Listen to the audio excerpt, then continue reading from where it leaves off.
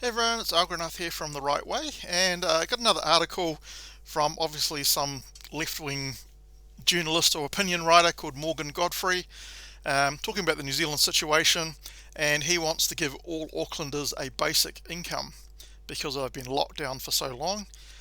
So let's have a look and see what he says. So it's becoming a cliche, but it's worth reinforcing that level 3 and 4 lockdowns are principally a phenomenon of the middle and upper classes. Not really, because there are also retail workers who are also locked down and can't go to work. So it's not just middle and upper class people, thank you. Could be, that's a big group of people. Um, but even so, it's not all middle and upper class people. Lawyers, accountants, university lecturers, and other professionals spend the lockdown levels within the confines of their homes and neighbourhoods. But for essential workers, which is more or less a synonym for the working class people, levels 3 and 4 are to some extent business as usual. Under the current alert level, thousands of South Aucklanders head to work at supermarkets, distribution centres, trucking depots, the airport precinct, and all manner of other essential workplaces. So yeah, I guess it's kind of not so fair that they have to go to work when other people can't, but it's not our decision that we can't go to work. In fact, a lot of us who are locked down would be more than happy to return back to work if the government would actually let us. And I'm sure that a lot of these people who are in the so-called working class are quite happy to go to work because they would get quite bored and annoyed staying at home all the time. So have you thought of that, Mr. Morgan Godfrey? Um, Pre-COVID, the commentators might have said that retailers, lawyers, and bankers in Auckland CBD were the country's economic heart, but post-COVID, it's clear that no, the transport, logistics, and retail workers of South Auckland are. Yeah, that's just during the pandemic. When we get out of the pandemic eventually, because we will do, then it will go back to that because we need to get people back to work, right? We can't just have people sitting at home getting a wage subsidy and not working because we need to do that. He talks about how people gave respect to the healthcare workers in the UK and so on. It was a touching gesture, a mark of respect to the healthcare workers who only weeks later were dealing with thousands of deaths, tens of thousands and hundreds of thousands of cases. From distant New Zealand, we could recognise this as a noble thing to do. Healthcare workers deserve respect and recognition. Well, of course they do, and everyone in New Zealand gives their respect and recognition to the healthcare workers in the country. Are you saying that we don't? That's what it sounds like from your friggin' article. We all give respect, right? Instead of locking down hard and early, to borrow our Prime Minister's words, her British counterpart Boris Johnson, who later caught the virus, just told the people to clap. Just have a think about the size of England compared to the size of New Zealand, right? England is an island like New Zealand, obviously, but it's got over 50 million people in it, whereas New Zealand has a population of 5 million people. It's a lot harder to kind of keep 50 million people locked down than it is to keep 5 million people locked down. And New Zealand are a bunch of sheep as it is anyway. In New Zealand, it's easy to sneer at the inertia and stupidity of our former colonial masters. So you can see this guy's left-wing credentials starting to go through, right? A sneer at inertia and stupidity of our former colonial masters. They haven't been our colonial masters for friggin' ages, right? Get that through your thick head. It just shows your left-wing ideology coming through in your article. But it's worth remembering that before the current Delta outbreak, our own nurses were preparing to strike for better pay and conditions. The cost of living is increasing and cost of housing is still, excuse the pun, going through the roof. Well, who the frig is causing them to strike for better pay? The friggin' Labour government. Who is causing the cost of living to increase? Inflation has got up 4.9% now. It's friggin' the Labour government. Right? So go and blame them, not the people who are locked down. We'd rather go to work and keep paying our taxes, thank you very much. Labor got in on a promise of, we're going to give more money to teachers, more money to nurses, more money to police officers.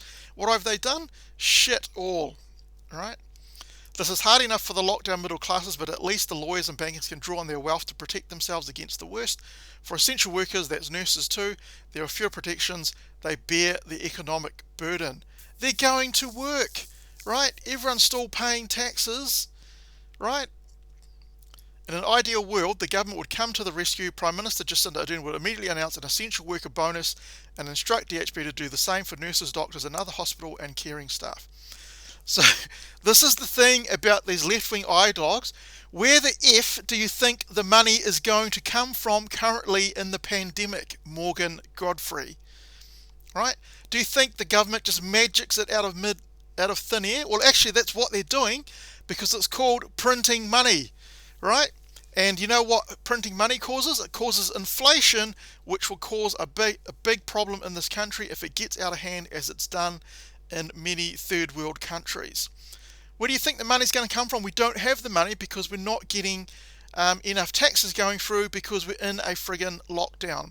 That's the thing with these people. They want all these things, but they never talk about how do you pay for it. Nothing in this article talks about how we would pay for these bonuses. In Auckland, to recognise the unique sacrifice the city is making, Finance Minister Grant Robertson could implement an Auckland basic income, a spin on the universal basic income, to ensure that families like those at Tangaroa College, where 40% of Year 13 students are now working full-time to support their families, could make ends meet. If they're supposed to be working, they get the wage subsidy. If they don't get enough from the wage subsidy, the employer has to top it up to whatever wages they are getting. So if they work, they are getting the wage subsidy. There shouldn't be any reason why these Year 13 students should be working, only because maybe they were unemployed in the first place, right?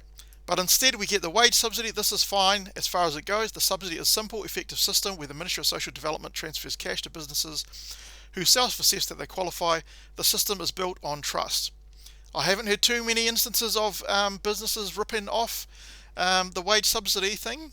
Instead of directing bureaucrats to assess every single applicant against the criteria, the government appeals to a sense of collective duty, asking business owners to make honest applications as part of the team of 5 million. This is a fine principled trust, but if the government is willing to make direct payments to business owners, why is it not willing to make direct payments straight to workers and their families? Not only would an Auckland basic income reproduce the best elements of the wage subsidy trust, it would also plug the subsidy holes. It would cover the survival of sex workers who broke lockdown rules in Northland and Blenheim. It would cover the gang members who were presumably doing drug runs to maintain their income. So he wants us to support sex workers and to support people, gang members who are, as he says, the people that distribute drugs. This guy is totally insane. Right? Not the fact that where is this money coming from? Yes, we could substitute the wage subsidy and make it a basic income. It's still being borrowed. We're borrowing almost $1 billion a week. This idiot just doesn't get it through his head. Everyone would like to have more money. I'd love to pay the working class people more money. But where is it coming from? We're going to have to pay it back at some stage. And it would cover the essential workers who, we're told to assume, are breaking their bubbles because they need to work, and someone outside of the bubble needs to care for their children. You can dislike sex workers, gang members, and working class people, fine, but that doesn't matter when it comes to stopping the virus. If we want to keep case numbers low, we need to resource people to follow the rules. You don't get it. These left-wing people don't get it through their heads. You cannot stop the virus now. It is coming. It's going to sweep through New Zealand. Everyone's basically going to get it. The only thing we can do is encourage people to get the vaccine, but give us a date when we can start to go back to work so we don't have to rely on a basic income. The government continues to tell us the rule breakers are responsible for increasing case numbers. These are the same rule breakers that are apparently why the government can't rely on the desperately needed level 4 circuit breaker, but people can follow the rules when they have the means, that is the money to do so. It's not because of that, it's because they are sick of being imprisoned in their home and they want to go out and get back to work and have a life again, right? So that's the whole point of getting the vaccination. Why are we holding all of the people that are vaccinated and treating them the same as unvaccinated people? You should be letting us free now, not waiting for forever. I don't accept that we mandate everyone to be vaccinated. I think it should be your choice, but then you bear the consequences of what happens. And so we shouldn't be holding the whole country ransom to these people who don't want to be vaccinated. That's their choice. We carry on living with the vaccine. I don't think we should even have vaccination certificates. If you're vaccinated, you're protected from the virus. So it's too bad if unvaccinated people get sick. That's their choice, right? Here we go. Morgan Godfrey is a senior lecturer at the University of Otago and the Te Ao Māori editor at Metro. He is a former parliamentary staffer for the late Labour MP Parakura Horomia. So he's a left-wing academic. He worked for the Labour Party as a staffer, which is a very left-wing party here in New Zealand, if you don't know. So it's no wonder we can see his left-wing ideology coming through. And all the time, these left-wingers, they never say where the money is going to be coming from. They always think it's going to come out of thin air. We can just print it, but they don't think of the ramifications of what that's going to do later on. Anyway, what do you think? Do you think this guy has a good idea, having a basic income for all Aucklanders, getting basically the rest of the country to pay for Aucklanders? Or do you think he's another left-wing ideologue who just doesn't think about what's going to happen in the future? They're always pushing their ideology. Let me know what you think. I'd love to hear. If you like this video, give it a thumbs up. If you don't like the video, you're welcome to give it a thumbs down. And hopefully I will catch you in the next video.